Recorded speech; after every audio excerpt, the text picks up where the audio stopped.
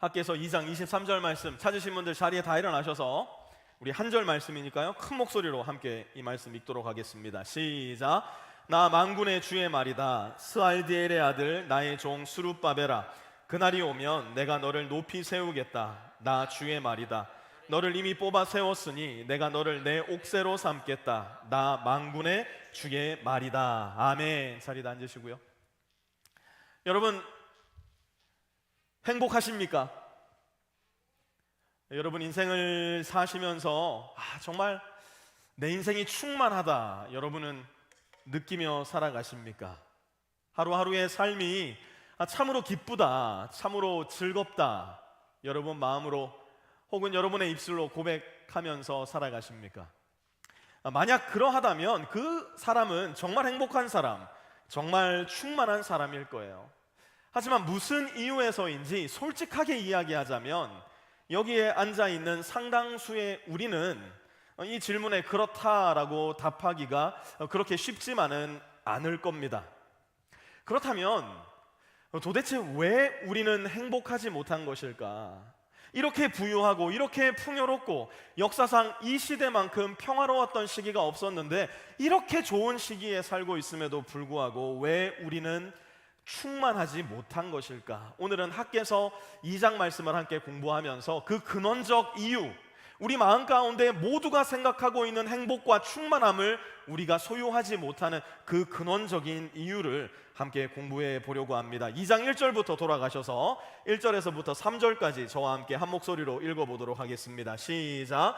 그의 일곱째 달 그 달 21일에 학개 예언자가 주님의 말씀을 받아서 전하였다. 너는 스알디엘의 아들 스룹바벨 유다 총독과 여호사닥의 아들 백성에게 전하여라. 너희 남은 사람들 가운데 그 옛날 찬란하던 그 성전을 본 사람이 있느냐? 이제 이 성전이 너희에게 어떻게 보이느냐? 이것이 너희 눈에는 하찮게 보일 것이다. 아멘. 우리가 행복할 수 없는 결정적인 이유 첫 번째는 저와 여러분에게는 자꾸만 비교를 하려는 습성이 있기 때문이에요. 우리가 행복하지 못한 첫 번째 이유, 그것은 우리가 자꾸만 비교하기 때문입니다. 드디어 학개 예언자의 격려와 지도를 받은 유대 포로 귀환자들이 성전 재건을 시작합니다.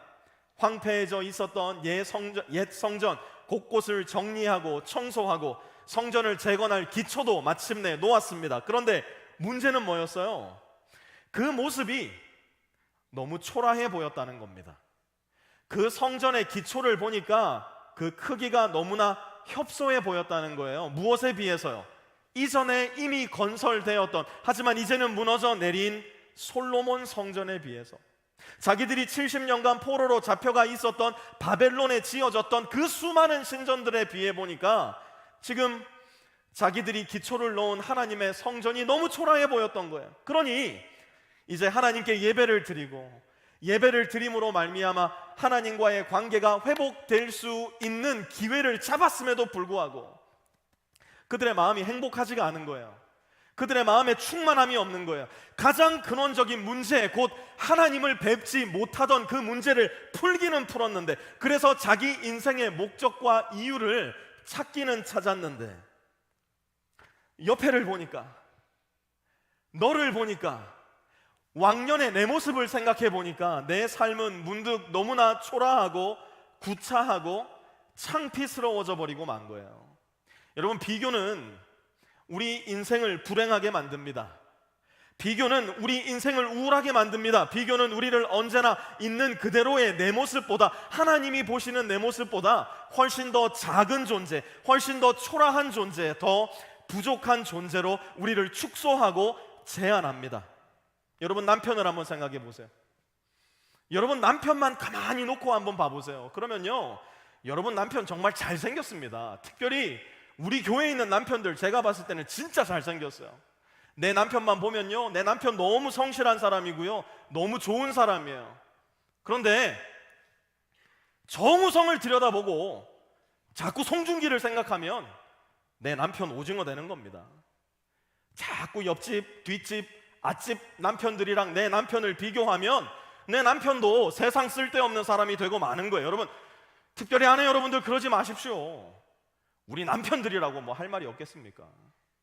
하지만 남편도 아내도 하나님이 짝지어 주셔서 이제는 나의 몸이 된 only you를 더 아껴주고 더 사랑하고 이 세상 유일무이한 존재로 봐주면 정우성이 대수겠습니까? 태양의 후예가 문제겠어요? 별에서 온 그대가 뭐가 필요합니까? 내 남편이 최고죠.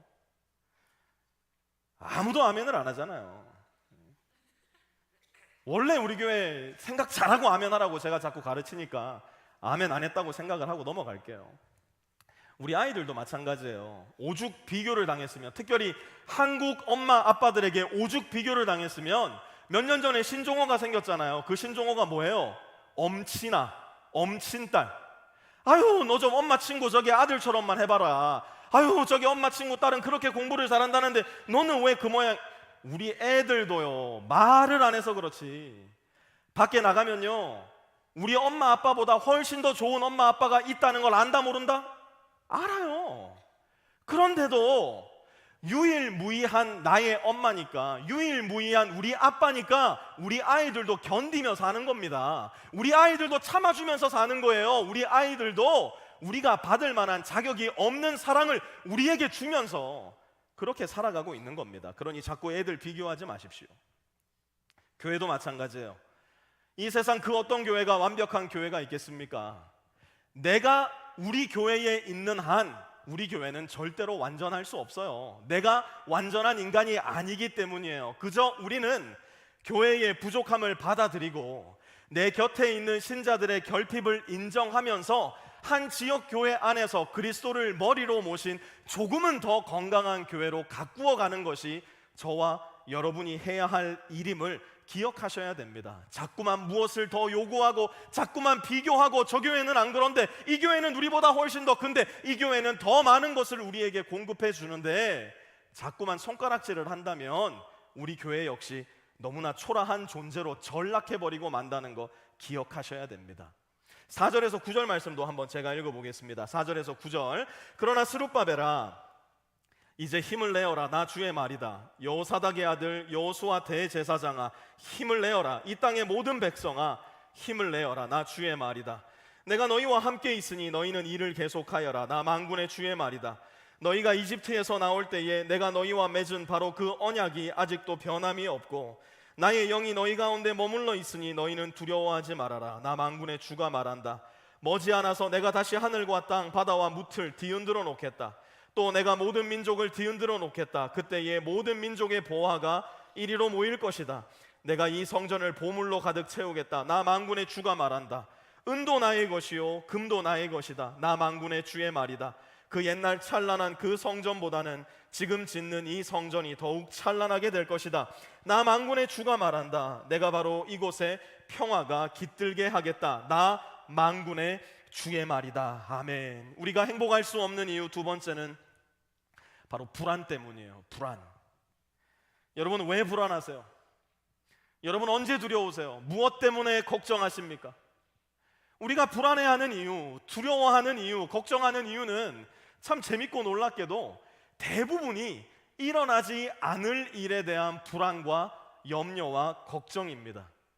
결혼하기 전에는 내가 결혼할 수 있을까? 너무나 많은 청년들이 걱정합니다. 사랑하는 청년 여러분들, 아무 걱정하지 마세요. 불안해하지 마세요. 여러분들의 할 일만 하시면 됩니다. 여러분들의 삶과 영혼을 잘 가다듬어서 예수 닮은 사람으로 날마다 살아간다면 여러분들 눈앞에 예수 닮은 이성의 청년이 나타나게 될 거예요. 결혼하면 내가 애를 낳을 수 있을까 걱정하는 부부들이 있어요. 하나님이 나에게 애를 주시기는 할까? 애를 낳고 나면요 내가 이 애를 잘 키울 수 있을까? 애가 크고 나면요 얘가 대학 가서 잘 살 수 있을까? 나중에는 시집 장가 가서도 얘네가 잘 살까? 부모들은 오매불망 걱정합니다. 그런데 여러분 스스로를 한번 봐보세요. 그 질풍노도의 시기를 잘 거치고 이렇게 멋있고 이렇게 건강하고 아름답게 장성하셨잖아요. 결혼도 하셨잖아요. 아이도 낳으셨잖아요. 우리 아이들 모두 다 건강하게 잘 크고 있잖아요. 집만 나서면 아마 이 자리에도 그 걱정하고 계신 분 계실 거예요. 가스레인지 불 껐나? 이 자리에도 걱정하시는 분 계실 거라고 저는 봐요. 거라지에서 나와가지고 차를 몰고 나오다 무슨 생각합니까? 아이고 거라지 문 안 닫은 것 같은데 돌아가 보면요 늘 닫혀 있잖아요. 일어나지도 않을 일 가지고 걱정한단 말이에요. 이번 달 매출 걱정에 잠 못 이루시는 분들, 이번 달에 해고당하면 어떡하나 염려하시는 분들, 이번에도 승진하지 못하면 어떡하나 걱정하시는 분들, 그래서 어젯밤에 잠 못 이루셨던 분이 이 자리에 계실지도 모르겠어요. 그렇다면 오늘 학개서를 통해 저와 여러분에게 주시는 하나님의 말씀을 꼭 들으셔야 돼요. 5절 한번 다시 봅니다. 나의 영이 너희 가운데 머물러 있으니 너희는 어떻게 하지 말라고요? 두려워하지 말아라. 두려움이 얼마나 우리 인생의 디폴트 세팅인지 하나님은 성경 전체에서 두려워하지 말라라는 말씀을 몇 번 하셨다고 이야기해 드렸어요. 366번이나 두려워하지 말라, do not fear 이라는 말씀이 기록되어 있어요. 날마다 걱정하니까 365일 중에 단 하루도 걱정하지 말라고 하나님이 366번을 성경에 써놓으신 거예요. 목사님 365일인데 왜 366번입니까? 이거 제가 말씀해 드렸잖아요. 4년에 한 번씩 뭐가 돌아와요? 윤달이 돌아와가지고 2월 29일이 있으니까 4년에 한 번씩 돌아오는 그 윤달 그날도 걱정하지 말라고 하나님이 보너스로 한 번 더 붙여서 366번이나 do not fear, 두려워하지 말라 말씀하고 계시는 겁니다. 우리 교회도 이전을 준비하고 있다 보니까 불안할 때가 있다 없다? 저는 걱정 하나도 안 됩니다. 정말 마음속에 아무 염려가 없어요. 그냥 일주일에 한 너댓 번 잠을 잘 못 자는 것밖에 뭐 걱정 하나도 안 합니다. 저는 잠이 잘 안 와요. 그냥 그것밖에 없고 새벽 3시면 깨고 막 혹시라도 정말 혹시라도 그런 분들 계시다면, 저와 같은 분들이 계시다면 이 말씀 가슴에 꽉 새겨 넣으셔야 돼요. 8절 한번 다시 봅니다. 은도 나의 것이요 금도 나의 것이다. 나 만군의 주의 말이다. 아멘. 여러분, 은금이 문제가 아니라 그 광활하고도 신비한 우주에 떠다니는 모든 행성들이 하나님의 소유이시고 하나님이 운행하고 계시는 것일진데, 우리 교회가 하나님의 말씀을 경청하고 하나님의 말씀에 순종하여서 착하고 충성된 교회가 되기만 한다면, 아이고 이 프리스코가 문제겠어요. 저 맨하탄 땅에서 목회를 해도 거기에서도 하나님이 우리 교회 예배할 수 있는 처소를 주신다니까요. 그러니 do not fear, 불안해하지 마세요. 두려워하지 마세요. 걱정하지 마세요. 불안 전문가이신 하나님께로 여러분 마음 가운데 지금 있는 그 불안, 그 걱정, 그 염려 이렇게 하셔야 돼요. 시편 55편 22절 한번 큰 목소리로 읽어봅시다. 시작. 너희의 짐을 주님께 맡겨라. 그렇게 해가지고서는 못 맡겨요. 큰 목소리로 다시 한번, 주님, 내가 주님께 내 짐을 맡깁니다. 지금 여러분 마음 가운데, 여러분 인생 가운데 여러분의 어깨를 짓누르고 있는 그 짐을 생각하면서 다시 이 말씀 고백합니다. 시작. 너희의 짐을 주님께 맡겨라. 아멘. 이것이 우리를 향하신 하나님의 뜻이고 우리를 향하신 하나님의 바람이에요. 그러니 행복할 수 없는 이유, 충만할 수 없는 이유, 여러분의 불안을 하나님께 맡기시기 바랍니다. 세 번째로, 우리가 행복해지지 못하는 이유, 충만하지 못한 이유는 우리의 가식 때문이에요. 우리의 가식. 10절에서 14절까지 제가 읽어볼 테니까요, 눈으로 따라오십시오. 다리우스 왕 2년 9째 달 24일에 주님께서 학개 예언자에게 말씀하셨다. 나 만군의 주가 말한다. 너는 제사장들에게 율법의 가르침이 어떠한지 물어보아라. 어떤 사람이 거룩하게 바쳐진 고기를 자기 옷자락에다가 쌌는데 그 옷자락이 빵이나 국이나 포도주나 기름이나 다른 어떤 음식에 닿았다고 하여 이러한 것들이 거룩하여 지느냐고 물어보아라. 학개가 물어보니 제사장들이 그렇지 않다고 대답하였다. 학개가 또다시 시체에 닿아서 더러워진 사람이 이 모든 것 가운데서 어느 것에라도 닿으면 그것이 더러워지는지를 물어보니 제사장들이 그렇다고 대답하였다. 이에 학개가 외쳤다. 이 백성은 정말 더러워졌다. 이 민족은 내 앞에서 정말 그렇다. 나 주의 말이다. 그들이 손으로 하는 모든 일이 그렇고 그들이 제단에 바치는 것도 모두 더러워졌다. 아멘. 이게 도대체 무슨 말일까요? 제가 쉽게 말씀드릴 테니까 한번 들어보세요. 코로나 안 걸린 사람 10명이 코로나 걸린 사람 1명을 에워싸면 어떻게 될까요? 코로나 안 걸린 사람이 더 많으니까 코로나 걸린 사람 1명이 낫게 될까요? 그렇지 않아요.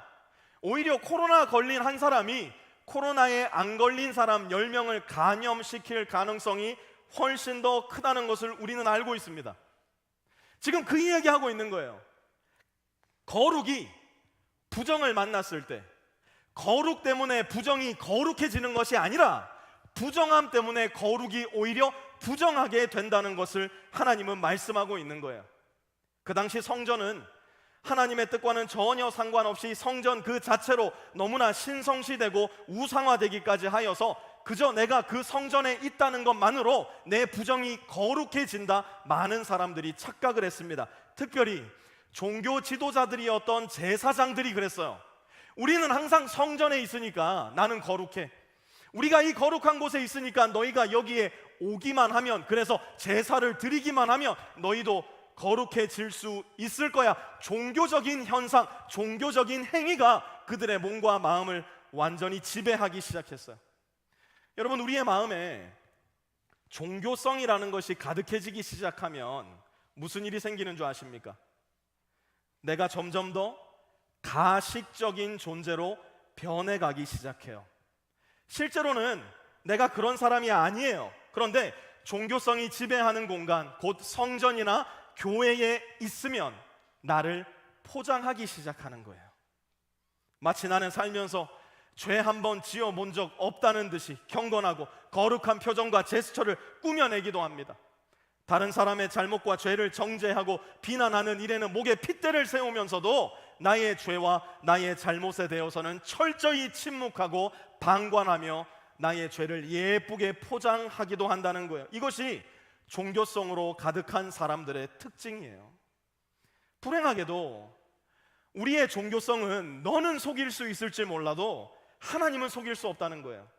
성전 안에 모여서 오 주님 우리가 거룩해졌습니다, 오 주님 우리가 거룩합니다, 그렇게 이야기하고 있었던 사람들, 그렇게 예배를 드리고 있었던 사람들에게 하나님이 뭐라 말씀하시는지 아세요? 아모스 5장 21절에서 24절 같이 한번 읽어봅니다. 시작. 나는 너희가 벌이는 절기 행사들이 싫다, 역겹다. 너희가 성회로 모여도 도무지 기쁘지 않다. 너희가 나에게 번제물이나 곡식 제물을 바친다 해도 내가 그 제물을 받지 않겠다. 너희가 화목제로 바치는 살찐 짐승도 거들떠보지 않겠다. 시끄러운 너의 노랫소리를 나의 앞에서 집어치워라. 너의 검은고 소리도 나는 듣지 않겠다. 아멘. 한 번도 빠지지 않고 드려졌던 절기 행사들, 매주마다 모였던 성회들, 치밀할 정도로 정확하게 드려졌던 번제와 소제와 화목제와 속건제와 속죄제들, 온갖 악기를 동원해 불러드렸던 찬양들, 성전에서 이루어졌던 이 모든 것들을 두고 하나님 뭐라 말씀하세요? 나는 그거 싫다는 거예요. 나는 그거 기쁘지 않다는 거예요. 역겹다는 겁니다. 그리고 집어치워라, 하나님은 말씀하세요. 겉모습만 보기 좋은 종교성으로 가득한 예배, 여기 안에서만 그럴듯한 너의 모습, 주님은 역겹다 말씀하세요. 그러면 하나님이 원하시는 예배는 도대체 어떤 예배일까요? 예레미야 7장 3절에서 7절은 이렇게 말씀합니다. 같이 한번 읽어보죠. 시작. 나 만군의 주 이스라엘의 하나님이 말한다. 너희의 모든 생활과 행실을 고쳐라. 그러면 내가 이곳에서 너희와 함께 머물러 있겠다. 이것이 주님의 성전이다, 주님의 성전이다, 주님의 성전이다 하고 속이는 말을 너희는 의지하지 말아라.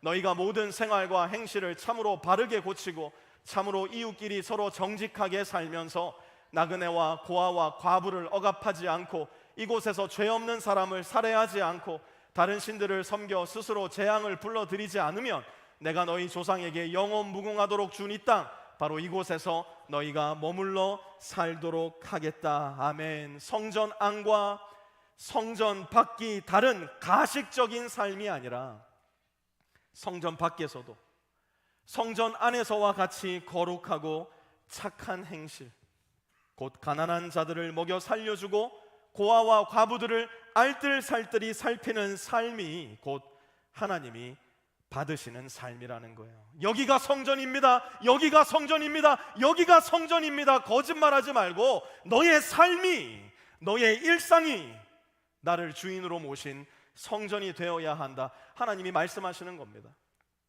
오늘날 우리 기독교인들의 심각한 오류 중 하나는 바로 교회 안에서의 내 모습과 교회 밖에서의 내 모습이 극단적으로 분열되어 있다는 사실이에요.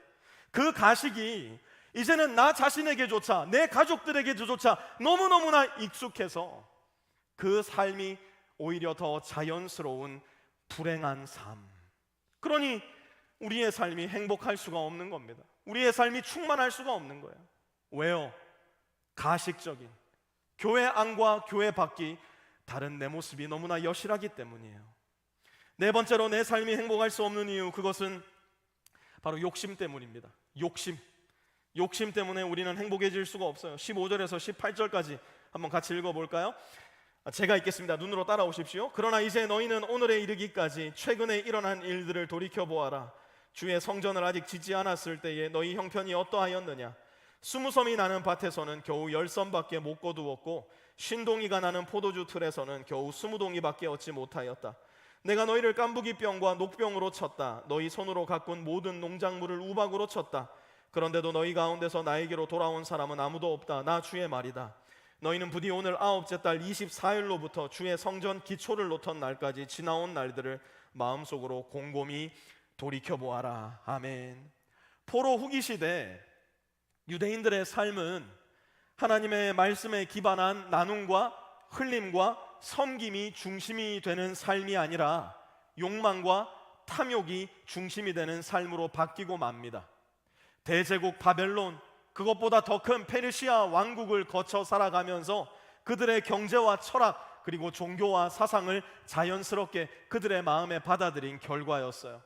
하지만 하나님의 경제, 하나님의 철학, 하나님의 나라는 욕심이나 탐욕이나 욕망이 지배할 수 없었어요. 그러니 무슨 일이 일어납니까? 욕심을 부려서 내 한 인생 잘 살아보려고 했는데 20섬이 나야 할 밭에서 10섬밖에 안 나는 거예요. 내 배를 불리려고 그렇게 열심히 포도주 듭에서 포도주를 짰는데 50동이가 나야 될 그 자리에서 고작 20동이밖에 얻지를 못한 겁니다. 엎친 데 덮친 격으로 전염병이 와서 덮치고 그마저도 살아남은 농작물에 우박이 들이닥쳐 먹을 것이 하나도 없게 되어버렸다는 거예요. 하나님이 무엇을 가르쳐 주려고 하시는 것이었을까요? 욕심 부리지 말라는 거예요. 내 손을 자꾸만 움켜쥐지 말라는 거예요. 더 나누는 삶을 살라는 겁니다. 너의 삶을 더 흘려주라고, 너의 삶을 더 섬기는 삶으로 그 자리로 인도하라, 애쓰라고 말씀하시는 겁니다. 그것이 학계가 쓰여질 당시 유대인들을 향하신 하나님의 뜻이요, 오늘을 살아가는 저와 여러분을 향하신 하나님의 마음이라는 거예요. 여러분, 저는 우리 빛의 교회의 목사로서 꿈이 하나 있어요. 우리 교회가 비록 힘들고 어렵고 부족하지만 그럼에도 불구하고 우리보다 더 힘들고 어려운 이웃의 교회들이 있다면 그들에게 손을 내밀어주고 우리의 가진 것을 흘려 보내주는 교회가 되는 것이 저의 꿈이에요. 주변 교회들이 이 지역에서 빛의 교회만큼은 없어져서는 안 된다고, 빛의 교회는 반드시 이 지역에 있어야 된다고 우리보다 더 성화를 내는 그런 교회가 우리 교회가 되었으면 좋겠어요. 우리만 풍족하면 됐지, 우리만 어려움 없으면 됐지, 우리만 예배 공간 있으면 됐지, 우리 교역자들만 충분하게 생활할 수 있게 서포트하고 그래서 그들이 우리만 말씀 잘 가르쳐주면 됐지, 이렇게 빛의 교회, 빛의 교회, 빛의 교회만 생각하는 나홀로 교회가 아니라 우리 모두가 그리스도 예수를 모퉁이 돌로 삼은 거대한 우주적 교회임을 기억하고 이웃의 교회들과 우리가 하나로 연결되어 있다는 것을 늘 마음 가운데 명심함으로 말미암아 혹여라도 주변에 쓰러져 있는 교회, 다리를 절고 있는 교회, 가난한 교회, 당장 이 다음 주도 어디서 예배를 드릴지 모르는 교회가 있다면 우리가 함께 해주는 교회가 될 수 있었으면 좋겠어요. 왜 그렇습니까? 욕심을 부릴 때, 그래서 내 손에 있는 것을 놓지 아니라고 움켜쥘 때, 여러분 다 해보셨잖아요. 그때 정말 더 충만해지시던가요? 그때 정말 더 행복해지시던가요? 하나님의 원리는 오히려 움켜진 손을 놓고 흘려보내줄 때, 나누어 줄 때 더 충만한 인생, 충만한 교회, 행복한 인생, 행복한 교회가 된다 말씀하세요. 욕심 부리지 맙시다. 욕심 부리지 말고 나의 있는 것을 나눌 수 있는 사랑과 교회가 되어서 더 행복하고 충만한 인생과 교회가 되기를 원합니다. 마지막 다섯 번째로, 우리가 행복하지 못한 이유, 우리가 충만하지 못한 이유, 그것은 바로 절망 때문이에요. 절망. 20절에서 22절까지 우리 같이 한번 읽어보겠습니다. 20절에서 22절입니다. 같이 읽습니다. 시작. 그달 24일에 주님께서 다시 학개에게 말씀하셨다. 너는 스룹바벨 유다 총독에게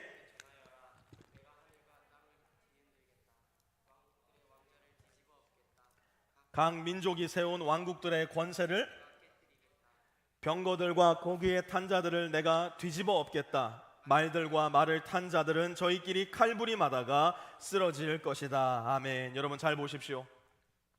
행복할 수 없는 이유, 비교하고 불안하고 가식적이고 욕심으로 가득했던, 그래서 결국은 절망으로 달려갈 수밖에 없었던 사람 한 명을 오늘 본문에서 꼽으라 한다면 그 사람은 바로 20절에서 22절에 등장하는 스룹바벨이라는 사람이었어요. 이 사람은 어떤 사람인가? 만약 이스라엘이 바벨론에 의해서 멸망당하지만 않았더라면, 만약 자기의 아버지가, 자기의 할아버지가 조금 더 정치를 잘하고 하나님의 목소리를 청종하고 하나님께 순종했더라면, 그래서 여전히 이스라엘이 역사 가운데 살아남을 수 있었더라면, 이 스룹바벨은 이스라엘의 왕이 될 사람이었어요. 그런데 지금 스룹바벨은 누구입니까? 페르시아라는 대제국에서 파견한 코딱지만한 유다의 총독이 되어서 왕이었어야 할 스룹바벨이 페르시아 왕의 뒤치다거리나 하는 종이 되어버린 겁니다. 만약 절망적이어야 한다면 이 스룹바벨만큼 절망적일 수 있는 사람도 드물 거예요. 그런데 하나님은 이렇게 절망적인 사람에게 희한한 약속을 하나 주세요. 희한한 소망을 이야기해 주십니다. 23절 보세요. 같이 한번 읽을게요. 시작. 나 만군의 주의 말이다. 스알디엘의 아들 나의 종 스룹바벨아, 그날이 오면 내가 너를 높이 세우겠다. 나 주의 말이다. 너를 이미 뽑아 세웠으니 내가 너를 내 옥새로 삼겠다. 나 만군의 주의 말이다. 아멘. 내가 너를 어떻게 세우겠다고요? 높이 세우겠다요. 또 보니까 내가 너를 무엇으로 삼겠다고요? 내 옥새로 삼겠대요. 여러분, 옥새가 뭡니까? 옥새는 왕의 도장이에요. 옥새는 왕이 끼고 있는 반지입니다. 이 옥새가 찍힌 곳마다, 이 도장의 문양이 새겨진 곳마다 어명이 선포되는 겁니다. 왕이 그곳에 함께 가는 거예요. 왕의 권세와 능력이 바로 그곳에 함께 있는 겁니다. 하나님은 스룹바벨에게 무슨 이야기를 하고 계시는 것인가? I will be with you. 내가 너와 함께 하겠다. 내가 너의 힘이 되어주고, 내가 너의 권세가 되고, 내가 너의 능력이 되어주겠다. 하나님은 약속하고 계신 거예요. 그리고 이 말씀이 어떻게 성취되는지 아십니까? 이 말씀은 단순히 스룹바벨에게만 성취된 것이 아니라 저와 여러분에게까지도 성취되었는데요. 마태복음 1장 1절 한번 보시기 바랍니다. 마태복음 1장 1절입니다. 같이 읽을게요. 시작. 아브라함의 자손이요 다윗의 자손인 예수 그리스도의 계보는 이러하다. 아브라함은 이삭을 낳고 이삭은 야곱을 낳고 야곱은 유다와 그의 형제들을 낳고, 예수님의 족보가 신약성경 첫 번째 책인 마태복음 1장 1절에서부터 시작되는데요. 12절로 한번 내려가 보세요. 12절입니다. 시작. 예루살렘 주민이 바벨론으로 끌려간 뒤에 여고냐는 스알디엘을 낳고 스알디엘은 스룹바벨을 낳고, 오늘 본문에서 공부하고 있는 가장 절망적인 사나이 스룹바벨의 이름이 등장합니다. 예수님의 족보에 스룹바벨의 이름이 등장한 겁니다. 16절로 내려가서 보면요, 같이 읽습니다. 시작. 야곱은 마리아의 남편 요셉을 낳았다. 마리아에게서 그리스도라고 하는 예수가 태어났다. 아멘. 절망으로 가득할 수밖에 없었던, 아니 절망할 이유가 너무나 충분했던 스룹바벨에게 하나님은 그분의 약속을 주셨고, 절망적인 상황 한가운데서도 하나님의 약속을 믿고 묵묵히 하나님의 말씀에 순종했던 스룹바벨을 통해서 예수 그리스도께서 이 땅에 오세요. 이 예수님은 누구이신가? 마태복음 1장 22절에서 23절, 이 모든 일이 일어난 것은 주님께서 예언자를 시켜서 이르시기를, 보아라 동정녀가 잉태하여 아들을 낳을 것이니 그의 이름을 임마누엘이라고 할 것이다 하신 말씀을 이루려고 하신 것이다. 같이 읽습니다. 시작. 임마누엘은 번역하면 하나님이 우리와 함께 계시다는 뜻이다. 아멘. 스룹바벨에게 내가 너와 함께 하겠다 약속하셨던 하나님께서 예수님을 통해 임마누엘의 약속, 내가 너희 모든 이들과 함께 하겠다, 이제는 저와 여러분에게도 그 약속을 전해주신 거예요. 진정으로 행복한 인생, 근원적으로 충만한 인생은 임마누엘의 인생이에요. 하나님이 우리와 함께 하시는 인생, 우리를 누군가가 보았을 때 아하, 저 사람의 인생 가운데 하나님이 함께 하시는구나 깨달을 수 있는 인생, 그 인생이 참으로 충만한 인생이요 참으로 행복한 인생이라는 겁니다. 우리 영상 준비된 거 하나 보고 설교를 마무리하려고 하는데요, 영상 함께 보고 설교 마무리하도록 하겠습니다. 트라이애슬론 철인 3종 경기는 인간의 한계에 도전하는 종목이죠. 멕시코에서 세계 대회가 열렸는데 영국의 형제 선수가 감동적인 장면을 선사했습니다. 김재형 기자입니다. 수영 10km, 사이클 40km, 그리고 마지막으로 마라톤 10km. 트라이애슬론 월드 시리즈 시즌 마지막 대회에서 영국의 조니 브라운리는 선두를 달렸습니다. 그런데 결승선까지 1km도 남지 않은 상황에서 체력이 바닥을 드러내며 비틀거립니다. 몸조차 가누기 힘든 지경에 이르자 조니는 결승선을 불과 400m 앞두고 경기를 포기합니다. 이때 뒤따르던 형 앨리스테어가 선두 경쟁을 포기하고 동생을 부축합니다. 그리고 형은 동생을 이끌고 결승선을 향해 한 걸음 한 걸음 감동의 질주를 이어갔습니다. Unbelievable scenes. Unbelievable scenes. The Brownlee brothers arm in arm. 형제가 감동적인 우애를 나누는 사이 대회 우승은 남아공 선수에게 돌아갔습니다. 동생을 짊어지고 달린 형은 동생을 결승선으로 밀어 2위로 만들고 자신은 3위로 들어왔습니다. 시즌 우승을 놓고 경쟁하는 동생이 더 높은 점수를 받도록 한 것입니다.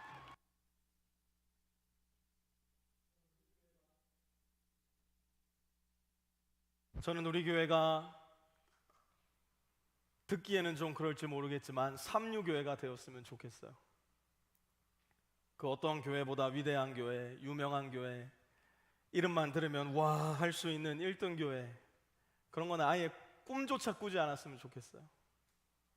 우리는 그저 너무너무 지치고 힘들어서 한 걸음 한 걸음조차 제대로 떼지 못하는 사람들, 혹은 교회들이 주변에 있다면 그들을 들쳐매주고 어려운 한 걸음 한 걸음을 함께 해주는 신자들, 함께 해주는 교회, 그래서 마지막 순간에는 네가 나보다 더 잘 되라고 너를 먼저 밀어줄 수 있는 그런 교회와 그런 신자들이 되었으면 좋겠어요. 그래서 우리는 아무리 잘해봐야 3등밖에 못하는 그런 교회, 아무리 잘해봐야 3류밖에 되지 못하는 그런 신자들이 되었으면 좋겠어요. 왜 그런 줄 아세요? 비교하고 더 잘 되지 못할까봐 불안해하고, 다른 사람한테 잘 보이려고 나를 포장하고 욕심 부려봤자 결국에는 절망의 막다른 골목에 다다를 수밖에 없다는 거, 우리는 사실 우리 인생을 살면서 이미 모두 다 경험해봤기 때문이에요. 하지만 나를 내어주고 나를 양보하고 너를 밀어서 결승선에 먼저 다다를 수 있게 해줄 때, 그렇게 하나님이 가르쳐 주신 사랑을 내 삶으로 순종하며 살아갈 때, 사실 그때 무슨 일이 일어나는 줄 아세요? 요한복음 13장 35절, 오늘 마지막 말씀 9절입니다. 같이 한번 이 말씀 읽도록 하겠습니다. 시작. 너희가 서로 사랑하면 모든 사람이 그것으로서 너희가 내 제자인 줄 알게 될 것이다. 너희가 큰 교회를 건축하면 너희가 내 제자인 것을 알게 될 것이다. 너희가 유명해지면, 너희가 더 많은 재정을 끌어모으면 너희가 내 제자인 줄 알게 될 것이다. 그렇게 말씀하지 않으셨어요? 너희가 서로 사랑하면, 너희가 서로 사랑하면 그것으로서 너희가 내 제자인 줄 알게 될 것이다. 우리가 서로 사랑할 때 예수님은 마침내 우리를 통해 드러나시는 거예요. 다리를 절고 있는 내 옆에 형제의 어깨를 들쳐매주고 내가 끝까지 그와 함께 인생의 결승선을 걸어가 줄 때, 마지막 결정적인 순간에는 너 먼저 들어가라고 너를 먼저 밀어줄 때, 그게 여러분 우리가 사는 이유예요.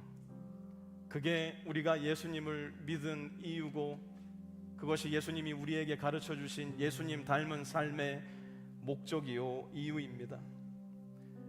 1등이라 행복한 것이 아니라 3등이어도 하나님이 그곳에 함께 계시면 행복한 겁니다. 우리가 이 일을 해낼 수 있는 이유가 무엇인 줄 아세요?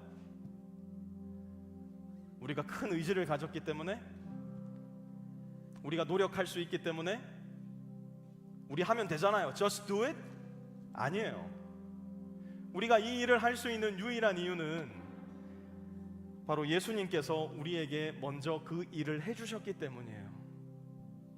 이미 다리를 절고, 이미 인생의 모든 의욕을 잃어버리고 나의 인생의 여정을 포기하려 했던 그 순간에 예수님이 저와 여러분의 인생 가운데 찾아오신 거예요. 지친 나의 무릎을 일으켜 세워주시고, 나의 팔을 그분의 어깨 위에 두르시고, 그분이 함께 다리를 절며 저와 여러분과 걸어주셨기 때문이에요. 그리고 마지막 인생의 결승선 앞에서, 생명의 결승선 앞에서 예수님이 너는 살아야지 우리를 밀어내 주시고, 그분은 우리를 대신하여 십자가의 죽음을 감당해 주셨기 때문에 저와 여러분은 살 수 있었고, 저와 여러분은 이전과는 완전히 다른 삶, 곧 예수님이 나를 사랑해 주신 것과 같은 삶을 살 수 있게 된 겁니다. 그리고 주님께서는 우리에게 너무나 영광스러운 기회, 곧 주님의 몸과 주님의 살을, 주님의 피를 먹고 마실 기회를 주심으로 인하여 우리가 이 일을 해낼 수 있는 힘과 에너지도 허락해 주셨어요. 그래서 오늘은 설교를 마무리하면서 함께 주님의 성찬을 나누기 원하는데요, 성찬 용기가 준비 안 되신 분들은 뒤에 있는 바구니에서 성찬 용기를 가지고 오시면 되고요. 우리 빛의 교회는 빛의 교회 등록 성도가 아니라 하더라도 예수님을 믿는 분들이라면 이 성찬에 함께 동참하실 수 있습니다. 예수님의 살을 먹고 예수님의 피를 마심으로 말미암아 그분의 은혜와 사랑을 나의 모든 감각으로 감각하고, 더 나아가 그분과 같은 사랑과 은혜를 이 세상 가운데 흘려보내기를 원하시는 분들이 여기 계시다면 함께 주님의 성찬에 동참해 주시기를 부탁드리겠습니다. 위에 있는 껍질을 까셔서 주님의 몸을 상징하는 과자를 준비해 주시고요,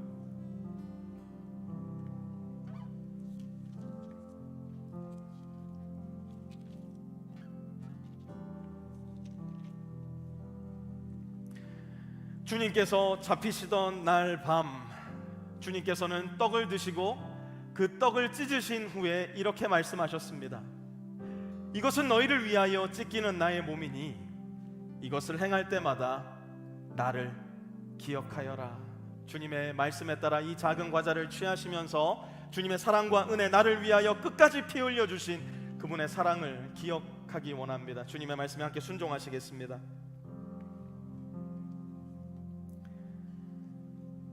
주님의 몸을 상징하는 과자를 취하신 분들은 포도 주스를 주님의 피를 상징하는 포도 주스를 뜯으셔서 주님의 피를 취하실 준비를 해주시고요,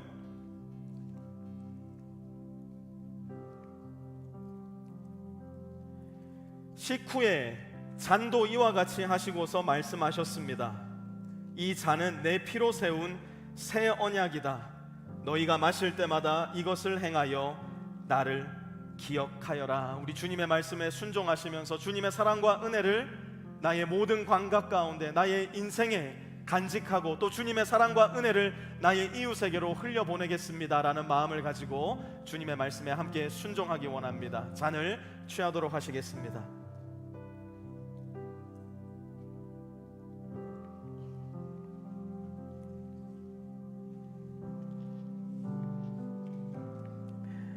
주님의 몸과 피를 취하셨기에 오늘은 주님께서 여러분에게 하시는 말씀을 노래로 한번 들려드리고 싶습니다.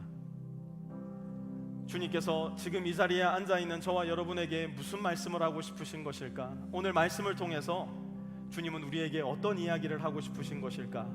아마 이 노래를 한 번도 들어보지 못하신 분들이 대부분이실 텐데요, 우리의 신랑 대신, 그래서 우리를 위해 죽기까지 하신 예수님께서 우리에게 주시는 이야기로 이 노래를 한번 들어보셨으면 좋겠어요. 우리 예배팀이 먼저 이 노래를 불러보도록 하겠습니다. 그대 폭풍 속을 걷고 있을 때, 비 비바람을 마주해야 할 때 불빛조차 보이지 않아도 그대 혼자 걷지 않을 거예요. 두려움 앞에서 하늘을 보아요. 외로운 그대여 걱정 마요. 꿈꾸는 그 길을 또 걷고 걸어요. 그대 혼자 걷지 않을 거예요. 조금 귀에 익으십니까? 이번에는 우리 예배팀만 이 노래를 부르는 것이 아니라 여러분들도 나의 신랑 되신 예수님께서 이렇게 말씀하시겠구나, 그 마음을 가지고 이 노래 여러분도 함께 불러보도록 하겠습니다. 그대 폭풍 속을 걷고 있을 때 비바람을 마주해야 할 때 불빛조차 보이지 않아도 그대 혼자 걷지 않을 거예요. 두려움 앞에서 하늘을 보아요. 외로운 그대여 걱정 마요. 꿈꾸는 그 길을 또 걷고 걸어요.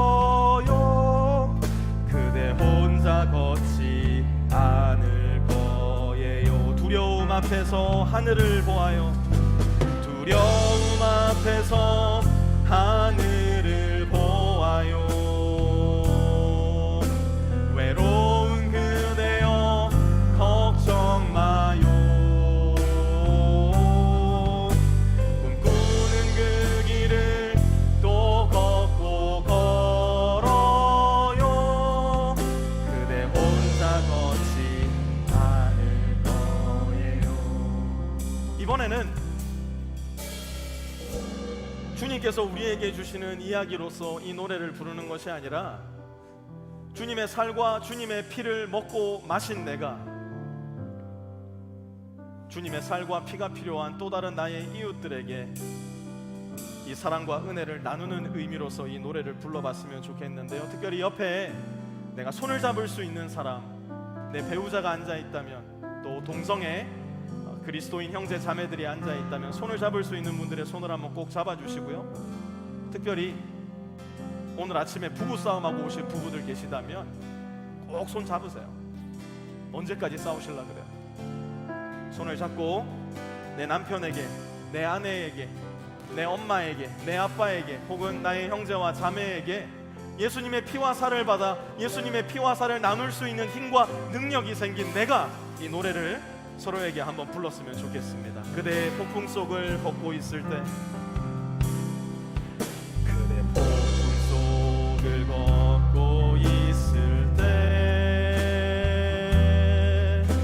비바람을 마주해야 할 때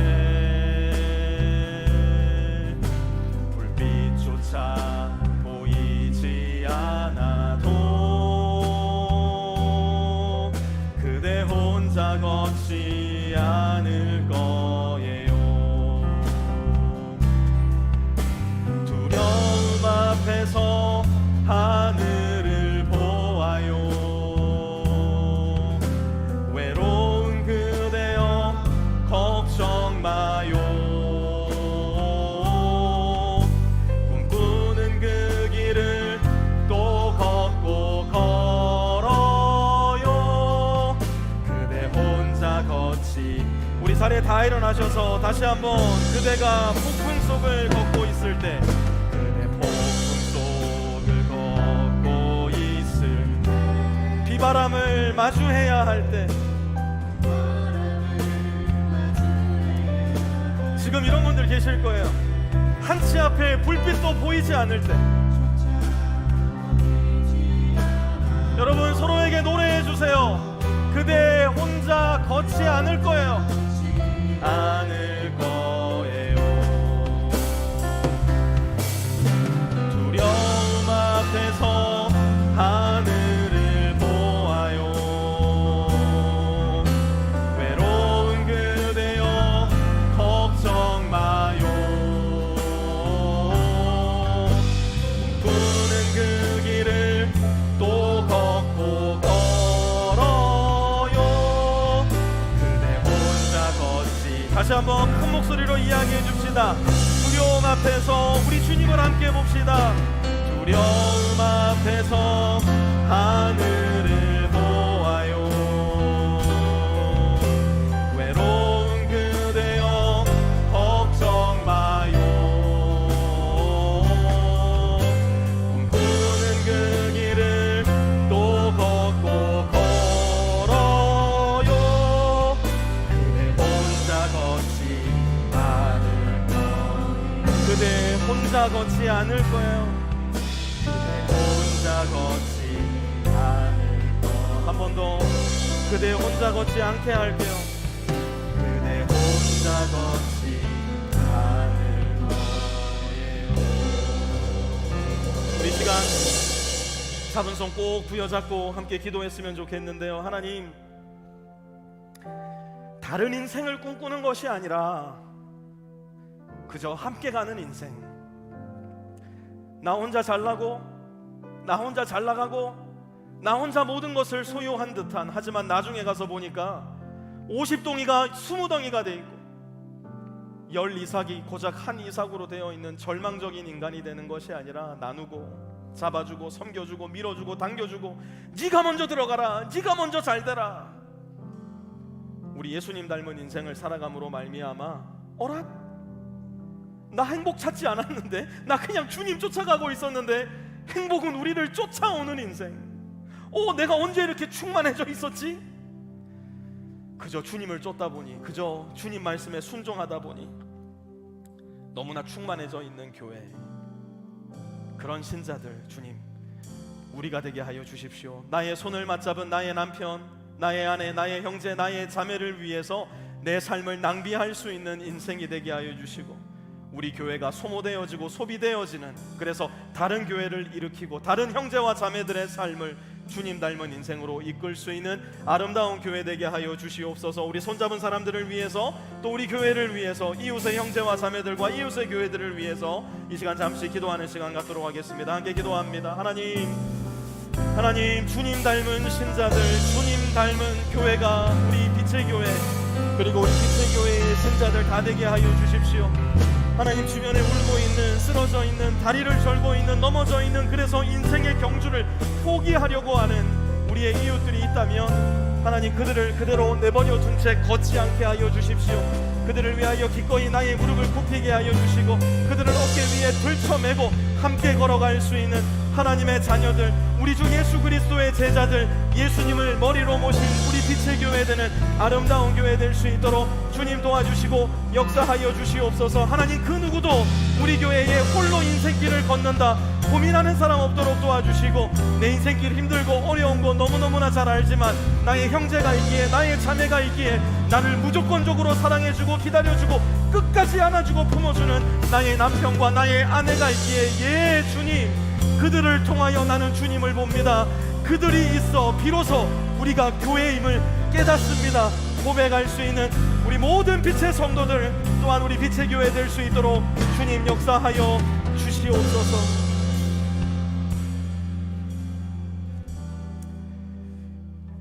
하나님, 솔직하게 이야기하면 더 잘나고 싶습니다. 더 큰 교회도 만들고 싶고 더 유명한 목사가 되고 싶기도 합니다. 어디를 가도 사람들이 알아봐 주고, 사람들이 제 앞에 서면 굽신굽신 고개를 숙이고, 제 앞에만 있으면 어쩔 줄 몰라 하는 그런 모습을 보고 싶은 충동 가운데 빠질 때도 있습니다. 저도 그러할진데 저와 함께 신앙생활하는 우리 성도들은 어떻겠습니까? 더 가지고 싶고, 더 높아지고 싶고, 더 잘나고 싶고, 내 말 한마디에 사람들이 내가 원하는 대로 움직여주는, 아마 그런 인생을 꿈꾸는 사람들도 이 자리에는 적지 않게 있을 겁니다.